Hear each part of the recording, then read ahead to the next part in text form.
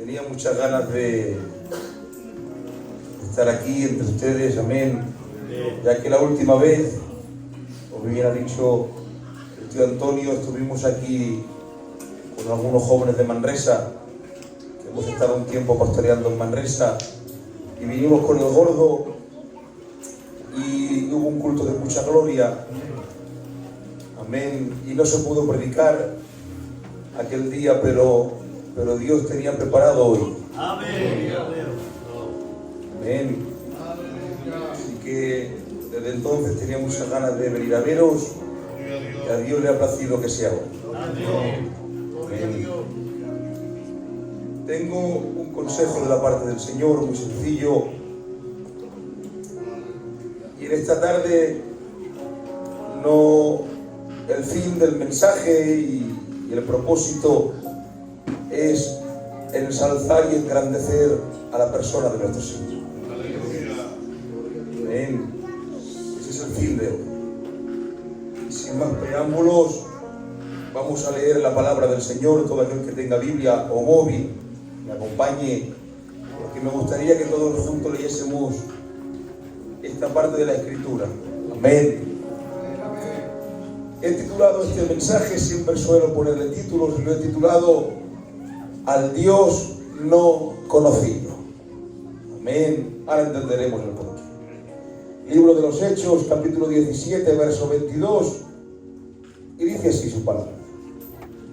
Entonces Pablo, puesto en pie en medio del areópago, dijo: varones atenienses, en todo observo de que sois muy religiosos, porque pasando y mirando vuestros santuarios, hallé también un altar en el cual estaba la inscripción, y pone en mayúscula: al Dios no conocido, al que vosotros adoráis sin conocerle. Este es a quien yo os anuncio. Necesito que oren por mí 30 segundos. Amén. Por favor, mi hermano Vicente, si él es tan amable, que le haga esta oración. Espíritu Santo, toda la gloria para ti, Señor. Ya tu Hijo necesita, Padre mío, que le preste los Espíritu Santo. Que lo uses con poder y gloria como tú sabes hacerlo. Que tu gloria, Padre mío, inunde su mente, su corazón, sus labios. Padre, háblanos. Queremos escuchar tu voz. Queremos que nos hables, Padre. Tenemos hambre y sed de tu palabra. Hoy tu palabra corra y sea glorificada. Lleve mucho fruto a nuestra vida. Usa a tu siervo de una forma especial. Muchas gracias. En el nombre poderoso de Jesús. Y la iglesia lo confirma con un fuerte amén. Dale un fuerte aplauso al Señor.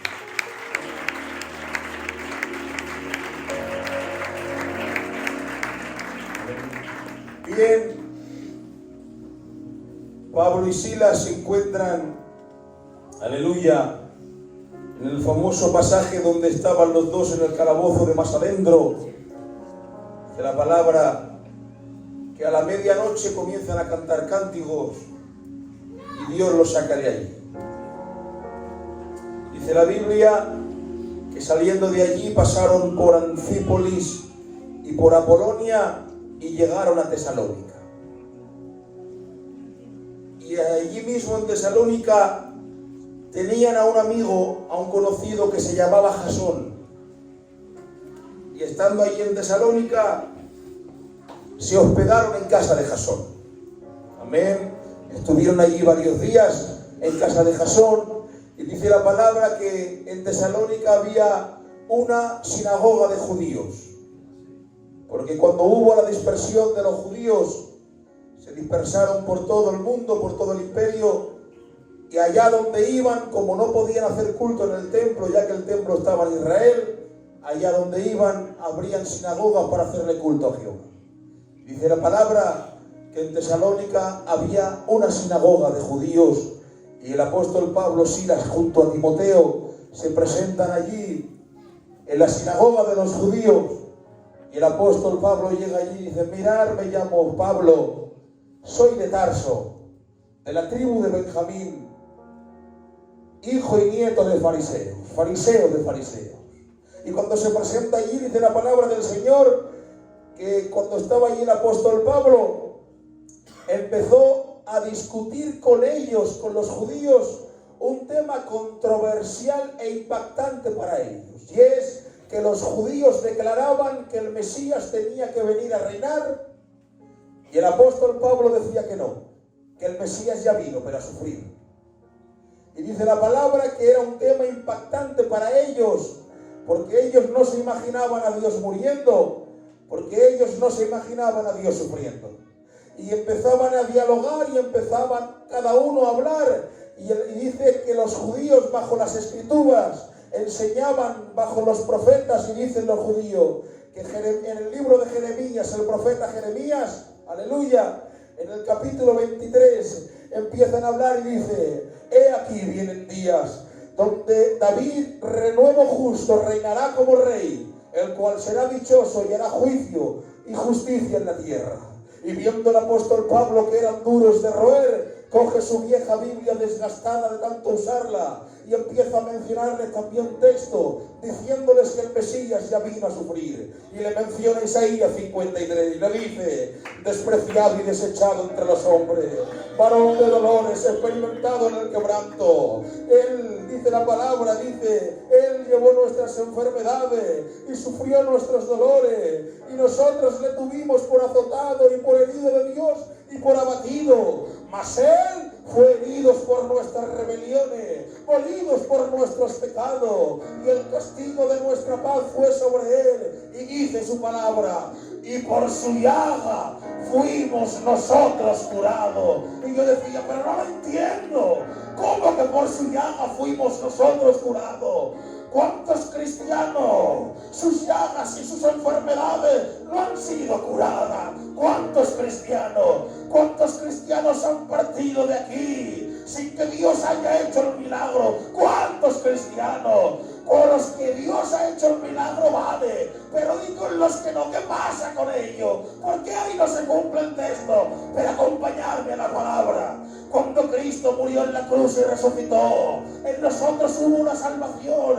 Y cuando lleguemos al reino de los cielos, nosotros tendremos un cuerpo perfecto, un cuerpo sin pecado, un cuerpo sin mancha. Y los que aquí estuvieron enfermos, allí no lo estarán. Por eso se cumple la palabra. Y por sus llagas fuimos nosotros curados. En el nombre de Jesús de Nazaret. Apláudele a Dios si lo crees.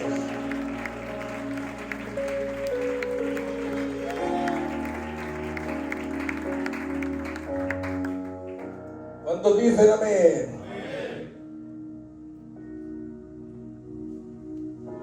Dice la palabra que el apóstol Pablo dialogaba con ellos. Y dice la Biblia: y exponiendo mediante las escrituras que Jesús era el Mesías. Casi nada. Hoy en día, Manuel mío, tenemos a grandes teólogos que aprendemos de ellos, como Pentecost, Schaffer, Francisco La Cueva, Carballosa. ¿Sí o no? Tenemos también una Biblia con capítulos y versículos para poder orientarnos, ¿sí o no? Pero en los tiempos del apóstol Pablo no. Eran todos pergaminos sin capítulos y sin nada. Y para poder dialogar y hablar con gente que entiende, era porque el apóstol Pablo leía mucho. Y dice la palabra que ese mensaje en muchos judíos no hubo efecto. Pero dice la palabra que en griegos sí.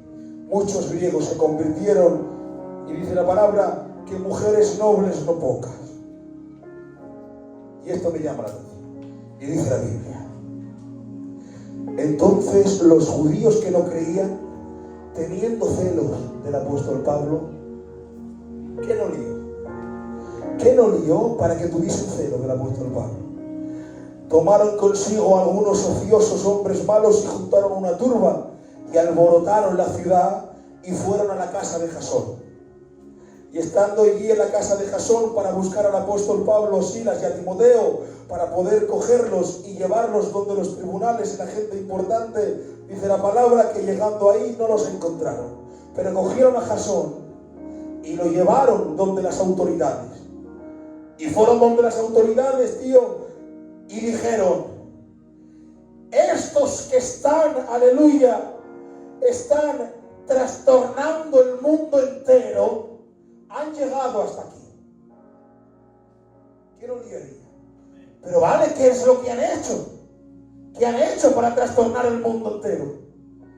Y dice: se están oponiendo a las leyes escritas por el César. ¿Y qué dice? Están quebrantando los decretos del César, diciendo que hay otro rey, un tal Jesús. Y están diciendo que hay otro rey llamado Jesús. Y eso no lo podemos permitir, porque Pablo y Silas y Timoteo, donde iban, revolucionaban el sitio, anunciando que Cristo era el Rey. Y ahora déjame sentarme, ¿vale? ¿De qué forma vivimos el Evangelio? Que el vecino de al lado del mercado, que llevamos toda la vida con él, no sabe que somos cristianos. ¿De qué forma? ¿De qué forma vivimos el Evangelio? Que la panadera que vas a comprar el pan cada día no sabe que eres hija de Dios. ¿De qué forma vivimos el Evangelio?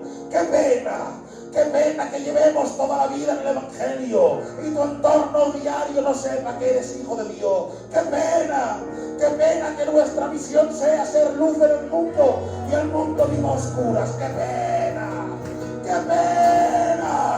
Donde vayas, anuncia su Evangelio. La salvación es un tesoro en tus manos. No te lo quedes para ti, que va.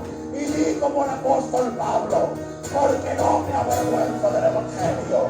Avergüénzate de pecar, avergüénzate de odiar, avergüénzate de la borrachera, pero no te avergüences del Evangelio, porque el Evangelio es poder de Dios. Aplaudan a Dios.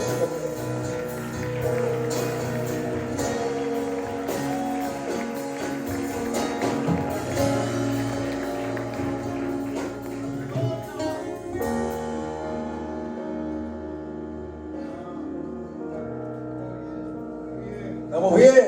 Amén. ¿Cuánto llevo? Alaba tu nombre, Señor. Mira. No sé lo que llevo. Llevo 10 minutos. ¿Me faltan 10 minutos más? Y dice la Biblia: ¿te puedes creer que no sé predicar conmigo con un cambio? Soy moderno, soy joven y no sé predicar con un cambio. Y dice la palabra que de noche Pablo y Silas, y aquí atención porque me gusta siempre pararme aquí, dice la palabra, ayudado por los hermanos. La Biblia no menciona quién eran esos hermanos. No sabemos su nombre, no sabemos quiénes son, no sabemos si tenían hijos, si no lo tenían, no sabemos nada de ellos, pero sin embargo ayudaron en el ministerio de Pablo y de Silas. Dentro de esta iglesia necesitamos a hombres que estén al frente, como Pablo y Silas, pero también necesitamos a hombres y a mujeres que no se le mencionen en la Biblia, pero que sin ellos no puedan pasar lo que Dios quiere hacer. Dios y la iglesia te necesitan. Quizás estés en un rincón de la iglesia donde creas que nadie te valora, pero escuchen bien, te se valora. Se ama y siempre se escribirá que tú aportaste a tu iglesia. Dicho esto, salieron de Tesalónica y llegaron a Berea. Manuel, llegaron a Berea. Qué rápido, 80 kilómetros hay de Tesalónica a Berea. 80 kilómetros. 80 kilómetros sin coche, 80 kilómetros sin farolas, 80 kilómetros sin carreteras, 80 kilómetros solamente para anunciar su evangelio. Y nosotros no somos capaces de decirle al vecino que trabajamos cada día con él que Dios es real. Hoy Dios está llamando a tu conciencia. Predica su palabra. No te hace falta un púlpito para predicar su palabra. Anuncia su evangelio. Y llegando a Berea, amén, hicieron lo mismo que en Tesalónica. Se metieron dentro de una sinagoga, empezaron a anunciar el evangelio de Jesús y su resurrección. Y dice la palabra que ahí sí que creyeron muchos judíos. Allí creyeron muchos judíos. Y cuando los de Tesalónica se enteraron que estaban en Berea, fueron a Berea para cogerlos y llevarlos donde las autoridades, pero dice la Biblia que ahí estaban los hermanos de nuevo. Cogieron los hermanos de nuevo para ayudar a Pablo, Silas y Timoteo. Y dice la Biblia que a Silas y a Timoteo lo llevaron a la costa y a Pablo lo llevaron a Atenas. Y aquí entramos de lleno. Y llevan a Pablo a Atenas. Y dice la Biblia, mientras Pablo los esperaba en Atenas, su espíritu se enardecía viendo la ciudad entregada a la idolatría. Porque ¿saben qué? Los griegos eran muy idólatras. Los griegos eran una religión que eran muy religiosos. Los griegos se le conoce, ellos eran como politeístas. ¿Qué es eso? Que creen en muchos dioses. Nosotros somos monoteístas, creemos en un dios. Ellos eran politeístas, creían en muchos dioses. Y ellos, aleluya, cuando fueron allí y Pablo y Pablo estaba en Atenas, ellos tenían los altares. Y ellos tenían lo que es las figuras de adoración, ellos tenían su santuario y los dioses del Olimpo, aleluya, y tenían estatuas, porque ellos eran muy religiosos. Los atenienses, atención a esto, a pesar de que tenían muchos dioses, Tío Antonio, y muchos altares, tenían un altar, que aquí donde entramos, un altar que no tenía imagen, un altar donde no había un culto grande, un altar que estaba ahí medio escondido, pero que no había ningún dios ni nada. ¿Por qué? Porque ellos tenían ahí y ponían la inscripción,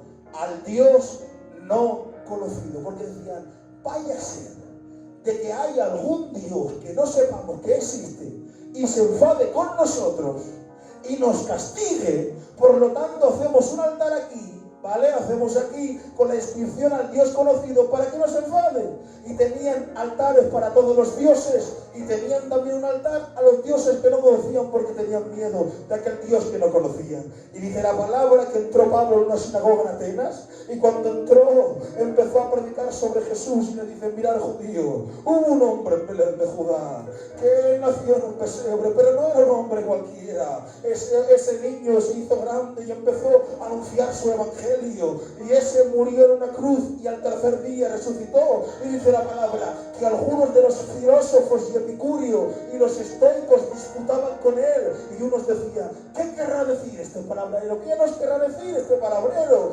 Que parece que es un predicador de nuevos dioses, porque les predicaba el evangelio de Jesús y tomándole los griegos, porque claro, los griegos eran gente muy curiosa, Quique, muy curiosa, pero mucho, eran gente de lectura, gente de culto, gente que entendía mucho, eran hombres que sabían mucho porque leían mucho, eran hombres pensadores, grandes pensadores, y tomaron al apóstol Pablo y lo pusieron en el Areópago de Atenas, y cuando estaba ahí le dijeron, a ver, ¿podemos saber más de lo que nos están diciendo? Porque traes a nuestros oídos cosas nuevas que no conocemos y queremos saber más. Y ahí está el apóstol Pablo, en medio del Areópago de Atenas, miles de personas a su alrededor. Ahí solamente había estado gente muy culta y muy entendida, y ahí estaba un judío llamado apóstol Pablo, y mientras que estaba ahí, el apóstol Pablo se pone en pie, y cuando se pone en pie levanta su mano y dice,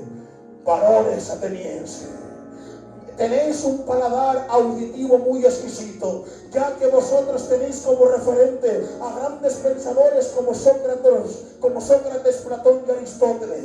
Vosotros seréis hombres entendidos, vosotros sois hombres cultos, gente que sabe, y además, como yo soy una persona muy observadora, me he dado cuenta de que sois muy religiosos.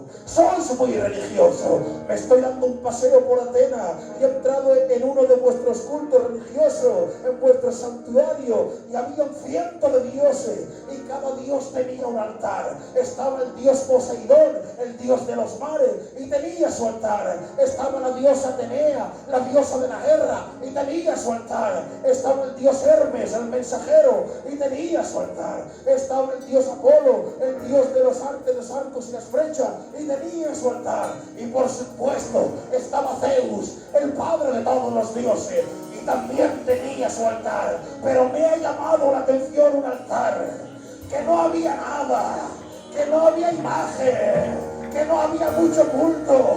Un altar pequeñito, pero que ponía una instrucción y ponía: al Dios no conocido. Pues a este Dios que no conocéis, ateniense, es al que yo voy a presentar. Él es el creador de los cielos y la tierra, el creador de los mares, el creador del universo. Todo fue creado por Él y para Él, todo lo que veis. Es el Dios todopoderoso. Y mientras les está predicando, se levantó ateniense: judío, sabemos quién es ese Dios. Nosotros somos gente de culto, somos gente de entendido, somos gente de lectura, y aquí hay muchos judíos como tú. Sabemos quién es ese Dios. Ese Dios se llama Jehová. Él eligió a Abraham para que fuese de él la descendencia para Israel, su hijo Isaac y su nieto Jacob. Israel estuvo 400 años en Egipto y Moisés los liberó. Y a la salida de Egipto, cuando hubieron hombres como Josué, y hubo hombres como Samuel, hombres como el rey David, y también hay profetas, sí, como Zacarías, Isaías, Daniel o el rebelde Jonás. Pero conocemos, sabemos quién es. Y el apóstol Pablo se lo queda mirando y le dice: ¿y ya está? ¿No sabéis nada más de él? Pues no sabemos nada más de él, ya está. Pues si no sabéis nada más de él, no sabéis absolutamente nada de él. Aquel Dios se hizo hombre y habitó entre nosotros y sufrió y padeció y tuvo hambre y tuvo sed y lo clavaron en una cruz y murió. Y dice: ¿qué? Dios muriendo, sí, pero al tercer día Él resucitó de entre los muertos. Él resucitó. Él es el único Dios. Y os digo una cosa, ateniense: Él no es un Dios inaccesible que va exclusivo para los judíos, que va todo aquel que quiera venir. Tiene las puertas abiertas. Él tiene su trono abierto para aquel que le pida mejor. Él no es un Dios exclusivo para los judíos, porque de Él vivimos, por Él nos movemos y por Él somos. Atenienses, Él no es Zeus, Él es más grande que Zeus. Él no es Poseidón, Él es más grande que Poseidón. Él es el creador de todo, el rey de reyes, el señor de los señores. Pero si tu Dios ha muerto, sí, pero al tercer día resucitó. Y te lanzo un mensaje, San Cosme, porque todas las cosas fueron creadas por Él y para Él. Todo, sean tronos, sean potestades, las visibles e invisibles, todas las que están en el cielo, todas las que están en la tierra y debajo de la tierra, todo fue hecho por Él y para Él. Porque no tenemos un Dios muerto, tenemos un Dios que vive. Juventud, Jesús ha resucitado. Ancianos, Jesús ha resucitado.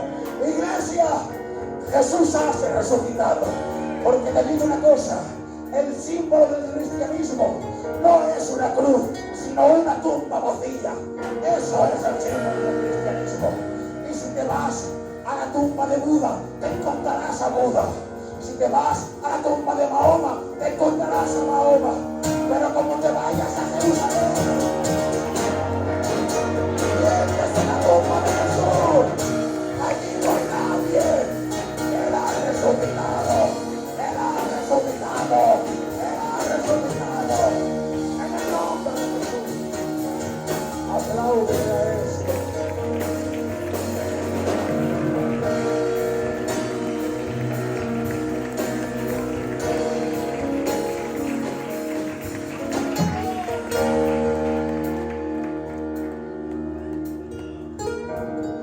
Pero no me voy a bajar de aquí sin decir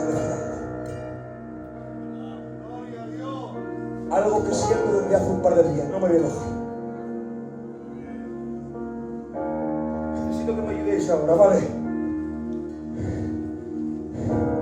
te voy a lanzar un mensaje de esperanza. ¿Dónde está mi papel? Esto es de otro mensaje, pero siento de decirlo aquí. A ver si tengo fuerza, porque no tengo fuerza. Mucho cuerpo para nada.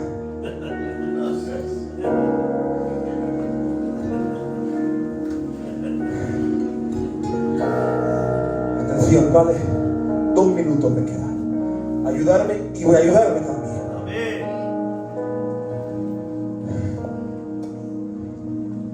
Jesús ha resucitado. ¿Y sabes qué ha pasado con la resurrección de Cristo? Porque la salvación no radica en la muerte de Jesús, sino en su resurrección. Porque si Cristo murió y nos resucitó, dice el apóstol Pablo, comamos y bebamos, porque mañana moriremos. Y si Cristo ha resucitado, dame fuerza, Padre. Ayudarme, coro, ¿vale? Por favor. Significa que nosotros también resucitaremos. Significa que volveremos a ver a nuestros seres queridos. Sí, dice Pablo en Tesalonicenses, tampoco queremos, hermanos, que ignoréis acerca de los que duermen, para que no os entristezcáis como los que no tienen esperanza. Porque si creemos que Jesús murió y resucitó, así también creemos que Dios traerá con Jesús a los que duermen con Él. Llegará un día que también nosotros resucitaremos.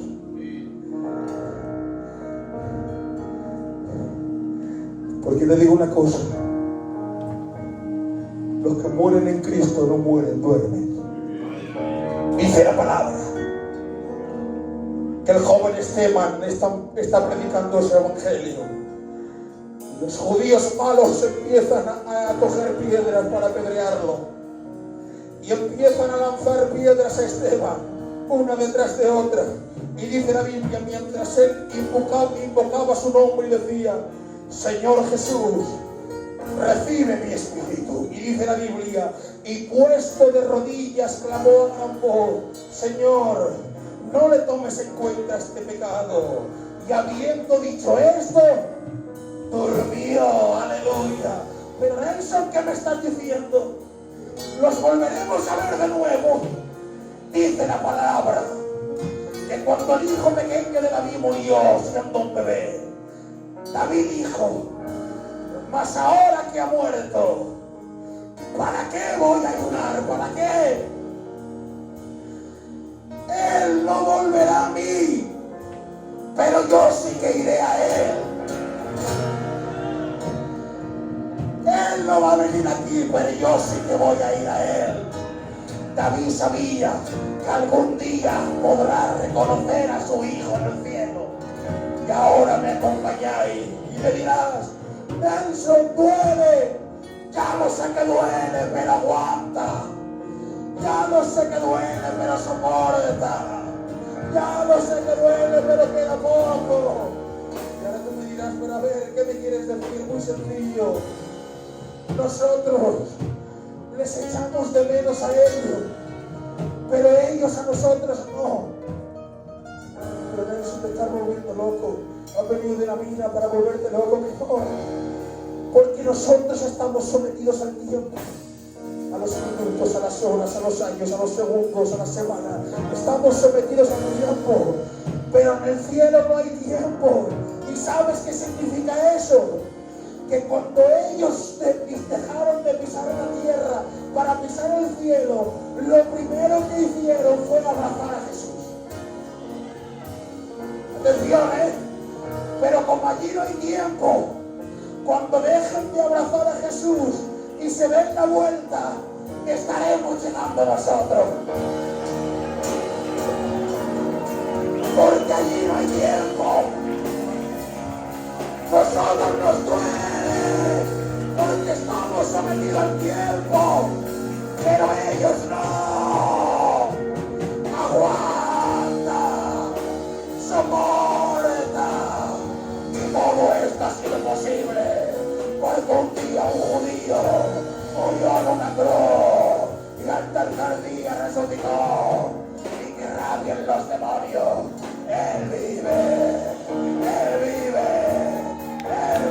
no me conformo, Él vive,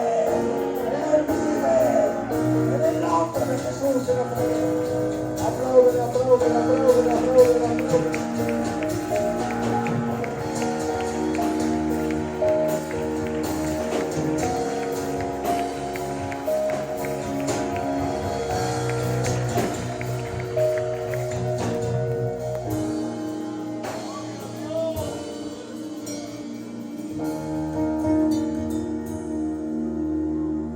Vamos a apagar las luces un momento. Vais a sacar una alabanza de 1 minuto.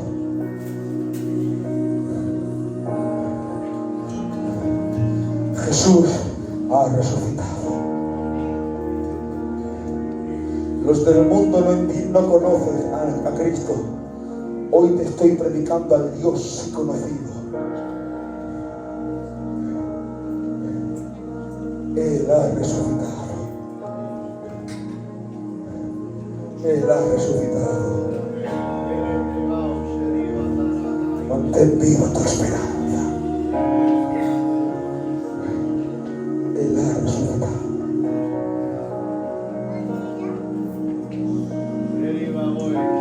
Aleluya a tu nombre, Rey de la Gloria. Aleluya a tu nombre.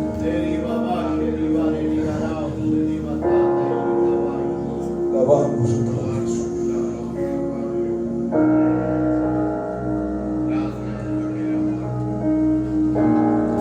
Gloria a tu nombre, Jesús. Y su rostro sangraba, su cuerpo molido, su vida él daba por todos sus hijos que guardaban su deuda. Y nada les importaba porque el glorioso Cristo su vida él daba, su sangre preciosa ganaba y ganaba por todos aquellos que